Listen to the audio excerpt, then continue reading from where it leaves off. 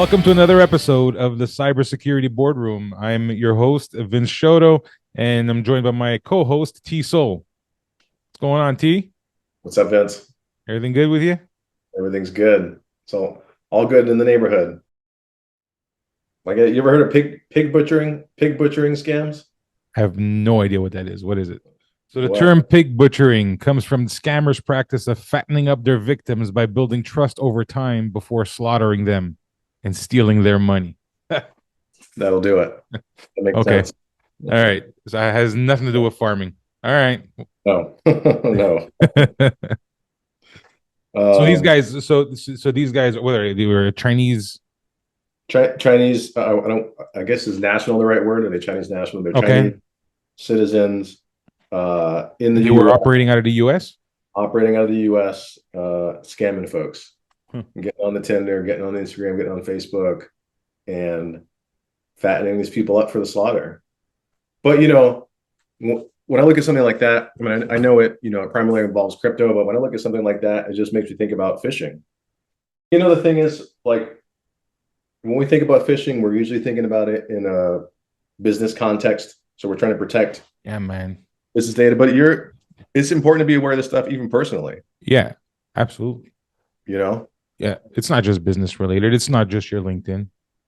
Yeah. Any I mean, anybody that's gonna come at you is going to come at you from a social perspective. That's what worries me about all these deep fake things and all this stuff that's happening with the new version of ChatGPT. I mean, in theory, you could be falling for a deep fake.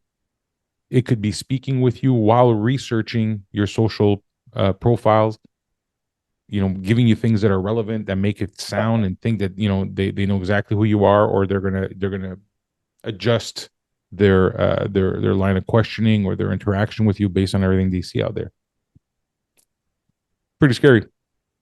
yeah. So, I mean, be aware. Yep. you know, do you hear about what's going on with DocuSign? Why? What's happening with DocuSign? So, I mean, this is kind of along the same lines there about phishing, but I mean, did you know that you can buy a DocuSign template Mm-hmm. uh, and use that to perpetrate these kind of sophisticated they're more than phishing scams, but basically what these fraudsters are doing is they're creating so they will gain access to an organization through leaked passwords and things like that. Yeah. They will identify, and so they'll move laterally within the compromised network to get information about contracts, invoicing, due dates. They'll figure out, who are your vendors, how much are you paying them, when are you paying them, and then Mm-hmm. what they'll do is they'll create these DocuSign templates, send them to your vendor, and have them pay them. The level of sophistication. So it's not like they're just fishing and just throwing stuff out there. They're going in, figuring out how you operate, figuring out how you do business. What's the workflow like, and then intercepting that. It seems to me like one of those silent um, attacks as well, right? Because by the time you figure it out, Yeah, when you're chasing cash and your vendors told you they paid you and you've got to prove it and do all that stuff. I mean, that's yeah. that they have time to hit and run, right? hmm it's not just with DocuSign. So Mm-hmm. there's a whole market, and there's marketplaces Mm-hmm. for all kinds of templates, DocuSigns, phishing campaigns, all that kind of stuff. Mm-hmm. So it's not just DocuSign. Any sort of file transfer or signature application is something that can be templatized and Mm. weaponized. Rosie's asking me what DocuSign is. DocuSign is a software that you use to sign contracts. So you don't have to physically sign them on paper anymore. You sign them through this application. Yeah, And it's not the only one. There's other ones. So what T means is that there's multiple or similar systems, and all of them pose a risk. So you do all this stuff online. They can go in, they can change account information because typically the stipulations will be where to send the money and so on and so forth in the contract. And so they'll just modify that to repoint it elsewhere. And that's why I say it's silent, right? Because they can do all that. You don't know that you never got the money. right? Until you start looking and saying, "Hey, when's my money coming in?" And it's too late at that point. They're gone. Um, You're an in-house producer, Rosie. I'm looking at you. That's all. so over the last few episodes we've done, Mm-hmm. we've been seeing everybody getting breached left, right, and center. Healthcare agencies, but not only healthcare, also folks in the financial services domain. And, we've been talking about for a while that regulators are going to start to ramp up Yeah. crackdown, right? Well, the SEC actually announced that it's going to adopt a new data breach reporting regulations for some financial firms. So let's see. So they've actually got to give notice of a breach within 30 days if customer information is accessed by an unauthorized user. And actually, let's see, this is an amendment to current regulations. That's going to go into effect 60 days after publication on the Federal Register. Larger entities are going to have 18 months to comply with amendments. Smaller entities are going to get 24 months. So the gist of this is new rules, new reporting requirements are going to be coming down in financial institutions, which basically says, hey, you've got to communicate breaches to customers, and you've got to have a communication plan. And I know that's something we talk about a lot, but it's not one of those things where you want to wait till the moment you have a breach to start coming up with a communication plan. Yeah, And you can't. So it's too late for the clients, right? But it's also too late for you to do an effective job at it. And because you're not able to do it, you put yourself at risk for all these fines. I think the message is clear on this one. So they're getting serious. They're giving us the rules, right? They're the rules of engagement here, and they're going to take action when we miss. Communication's key. We say it all the time, man. You got to plan for that stuff. You don't plan for it, you're going to plan to fail, and then you're going to face the repercussions of fines. You're going to face the repercussions of dissatisfied clients and whatever else that they're able to bring to you from a liability point of view. I thought this one was kind of interesting here. So, IBM, I know IBM. they are actually, let's see, they're selling a business unit. Yeah, so they're exiting from the cybersecurity software sector overall. So hold up. So IBM is exiting from cyber overall. From the cybersecurity software sector. Okay. That's all right. My It wife can't be that big if you don't know about it. It's huge. My wife had never heard of them. What? Yeah. IBM? Yeah.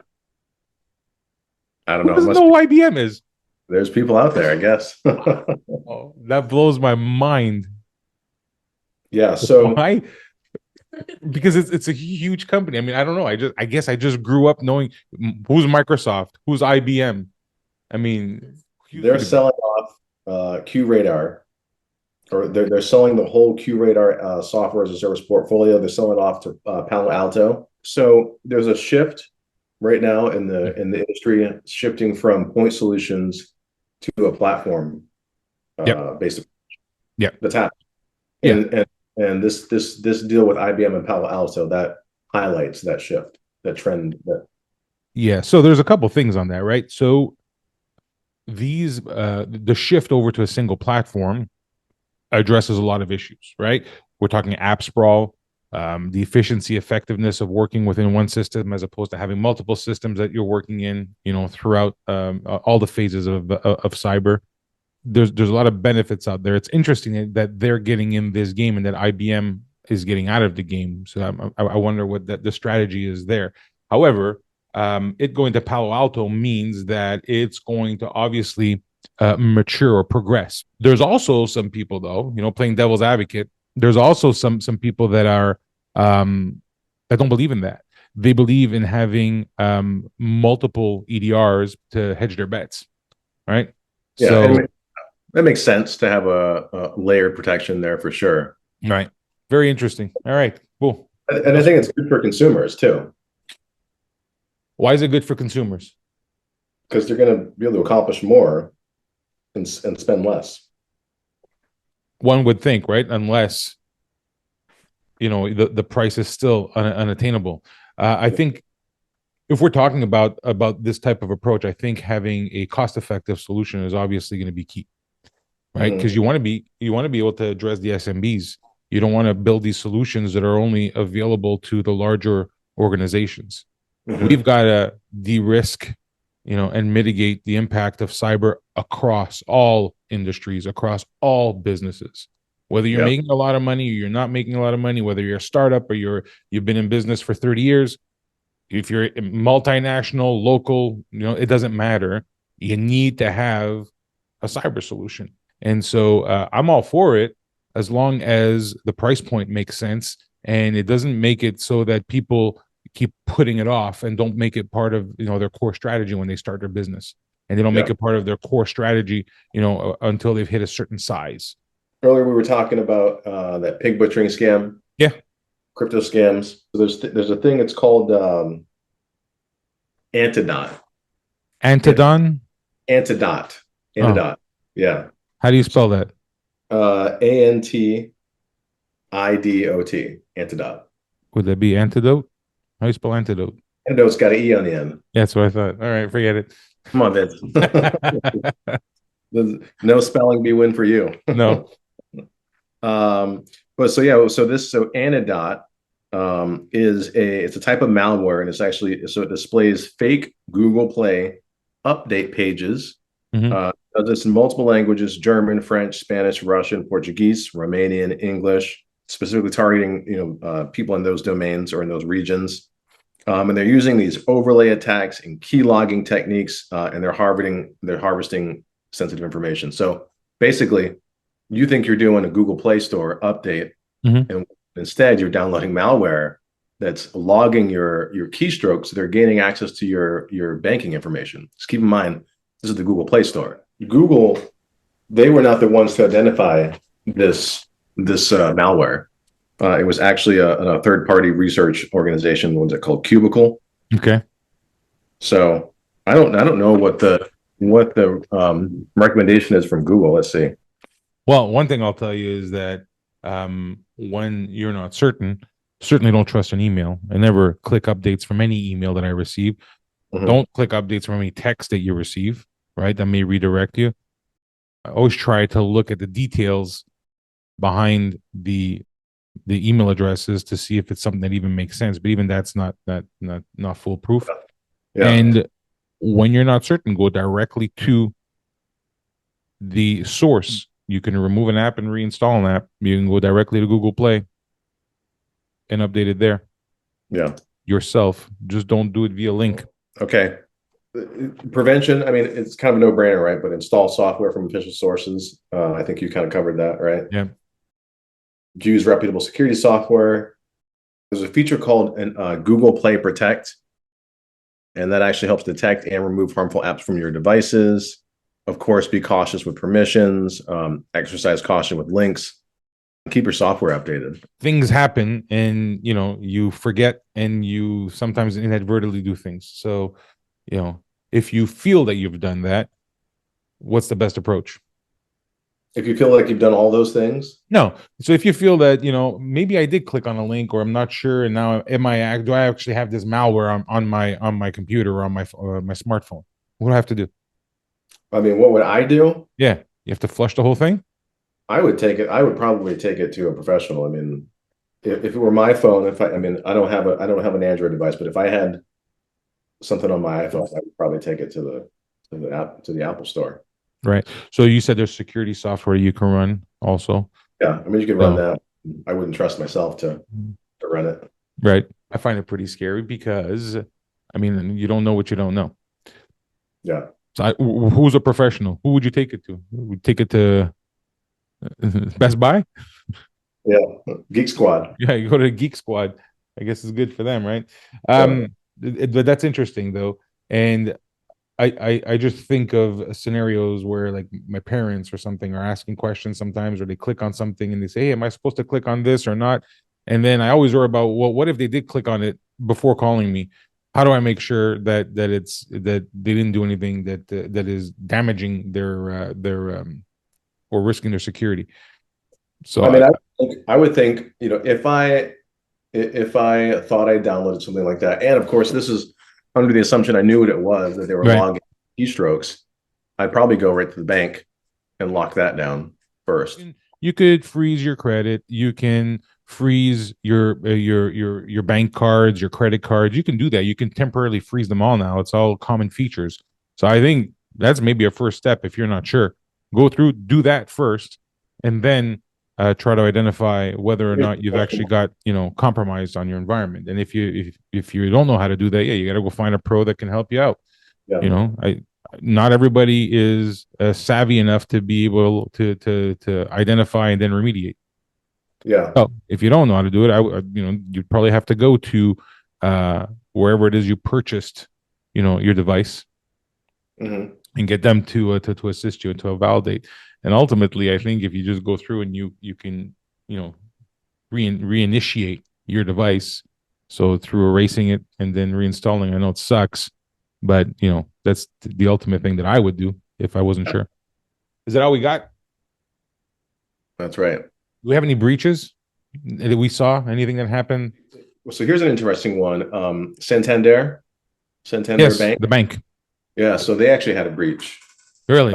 Yep, and it was through a third party. We don't know exactly who yet. Of course, when these things happen, we oftentimes don't get the information initially. But yeah, so they had a bunch of customer data breached. Yeah, so they're saying that no transactional data, credentials, or anything that would allow transactions to take place were contained in that database. So, allegedly you're all good, but still, this just goes to highlight that third party risk there. So this is a third party of Santander Bank that exposed them somehow and leaked out. There was a breach, caused a breach of Santander client information. Mm-hmm. Yeah. So, we talk about on other podcasts and that we've had, we talked about third party at length. Third party is a risk. It's a big issue. You've got people, and third party to me are the two largest components from a risk perspective. And so you need to be serious about who you let in your environment and what their posture is. You need to know what their posture is. If you don't, you're just setting yourself up. You can't trust. Gone are the days of trust. Zero trust. Your business. It's your business that's at risk. Yeah, zero trust. It's your business that's at risk. It's your client's business that's at risk. You can't in good faith or in good conscience just allow a vendor to come in. You got to be really, really robust. And I know it's probably like it's not pleasant. It sucks as a vendor to have to conform and jump through hoops and demonstrate and continually do so. But we need to do it. We all need to do it to one another. Yeah, so that was an interesting, I thought, but just not a whole lot of information on it just yet. That sounds like a wrap, T. I appreciate the discussion. Look forward to talking next week to our viewers. Just want to say once again, we appreciate you. If you want to reach out to us, please feel free to reach out to the Cybersecurity Boardroom via Twitter, Instagram, Facebook, YouTube, or comment on any of the podcasts running on the Spotify, Amazon Play, all the common platforms. And to our sponsors, Cloud Warriors, appreciate all of your support. You can reach them at cloudwarriors.ai. All right, we'll talk next week, man. Thanks.